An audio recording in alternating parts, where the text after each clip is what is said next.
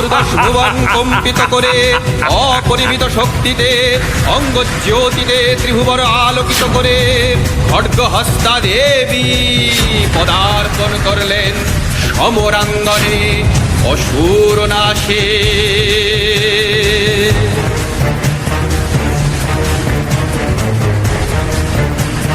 মহিষাসুরের দেহ থেকে নির্গত হলো ইক্ষুর চামর উদগ্র ও শিলোমা অসংখ্য সেনা।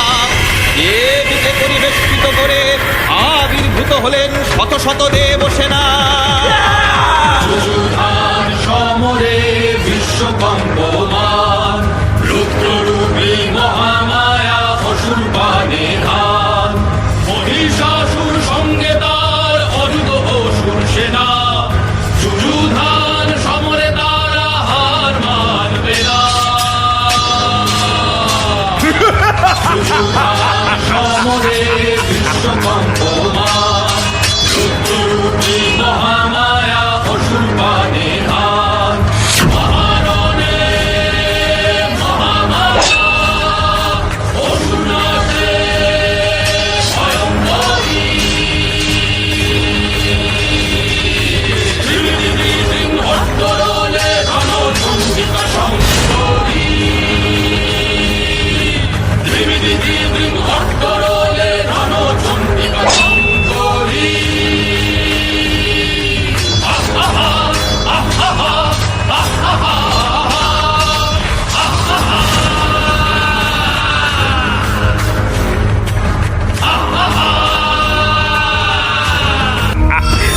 মহামায়ার বিপুল জ্যোতি অগ্নিপক্ষের পাখায় ত্রিলোক ভুবন ব্যাপ্ত করে স্বর্ণ আলোক ধারায় অদৃশ্য মহিষাসুরের মায়ার জাল ছিন্ন করে দিল।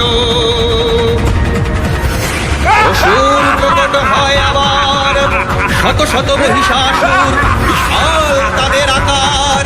তারা ঘিরে ধরে চণ্ডিকাকে প্রবল ধূম্র জালে। ভয়ঙ্কর মহিষাসুর শত সহস্র রূপ ধরে ঘিরে ধরে ধূম্র জালে মহামায়া শঙ্করী। রণসাজে নবদুর্গা আসেন সমরে মহারণের সেই কালে।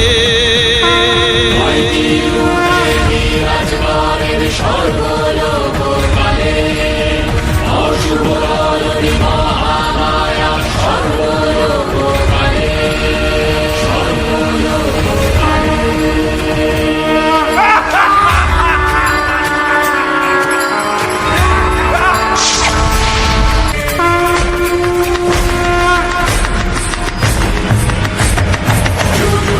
সমরে বিশ্বকম্পমান রুদ্ররূপী মহামায়া অসুর পানে ধান। মহিষাসুর যুদ্ধ করে হার মানবে না। জানে না সে এবার আর পার পাবে না। যুযুধান সমরে বিশ্বকম্পমান রুদ্ররূপী মহামায়া অসুর পানে ধান। মহারণে মহামায়া অসুর নাশে ভয়ঙ্করী। অন্তরলে রণচণ্ডিকা সংকরী। রণদুর্মদ দেবী নাচেন তীব্র রণরঙ্গে। রণহুঙ্কার যুদ্ধ চলে অগ্নি তরঙ্গে।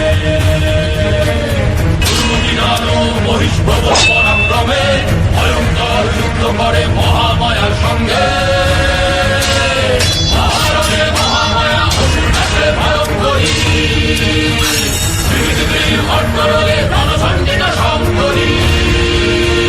রণচণ্ডিকা সংকরী।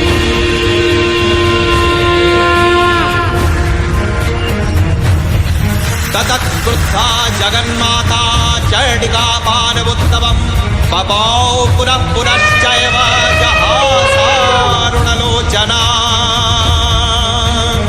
মহিষস্তিরূপে যুদ্ধে অবতীর্ণ ক্রোধে উন্মত্তা দেবী হস্তিকে বধ করার জন্য অগ্নিরজ্জু পাশে দেন মারণ টান।